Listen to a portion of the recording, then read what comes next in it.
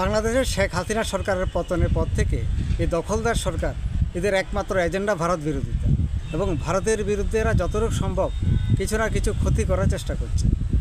বর্তমানে বাংলাদেশে যে যত বেশি ভারত বিরোধী সে তত জনপ্রিয়।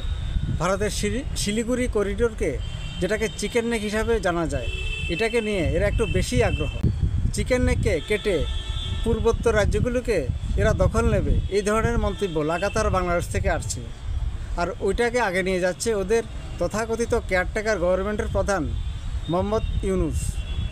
চীনে গিয়ে চাইনিজ গভর্নমেন্টের সাথে এটা নিয়ে আলোচনা করছে যে ভারতের উত্তর পূর্বে যে 7টি রাজ্য, যেটাকে 7 সিস্টার বলা হয়, এই অঞ্চলটি একটি ল্যান্ডলক এরিয়া, মানে ভূমিবেষ্টিত অঞ্চল।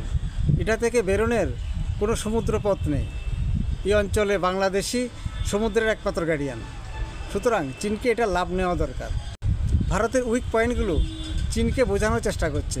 ভারতের উচিত এই ধরনের বিষয়গুলোকে হালকাভাবে না নিয়ে বিদেশ নীতিতে কিছু পরিবর্তন আনা।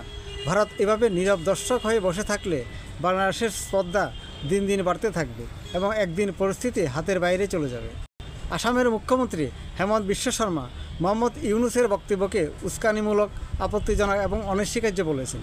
সামাজিক মাধ্যমে পোস্ট করে তিনি এটা নিন্দা জানিয়েছেন এবং বলেছেন ভারতের উচিত শিলিগুড়ি করিডোর এর আশপাশ অঞ্চলগুলোকে মজবুত রেলওয়ে নেটওয়ার্ক এবং সড়ক যোগাযোগ ব্যবস্থা উন্নত করা এবং আধুনিক করা। কারণ এই করিডোরের উপর যেমন বিদেশি শত্রুর নজর রয়েছে, তেমনি দেশের অভ্যন্তরীণ একটি অংশ যারা ভারত বিরোধী, তারা সবসময় এই চিকেন নেককে কেটে ভারতের মূল ভূখণ্ড থেকে পূর্বোত্তর রাজ্যগুলোকে আলাদা করার একটা চক্রান্ত করে আসছে। ত্রিপুরামথা পার্টির প্রমুখ প্রদ্যুৎ কিশোর দেববর্মন উনি দুকদম আগে গিয়ে বলেছেন, নর্থ ইস্ট করিডোর পরিকাঠামোর জন্য আরব টাকা খরচা না করে বরং বাংলাদেশকে ভেঙে ভারতের সমুদ্র পথ সুনিশ্চিত করা দরকার। বাংলাদেশের পার্বত্য চট্টগ্রাম অঞ্চলটা 1947 সাল থেকে ভারতের সঙ্গে থাকার ইচ্ছা করেছিল। এই অঞ্চলের লাখো জনজাতি যেমন ত্রিপুরী, গারো, চাকমা, খাসি, এরা আগে পাকিস্তানের শাসনে এবং বর্তমানে বাংলাদেশের শাসনে অত্যাচারিত, নিপীড়িত।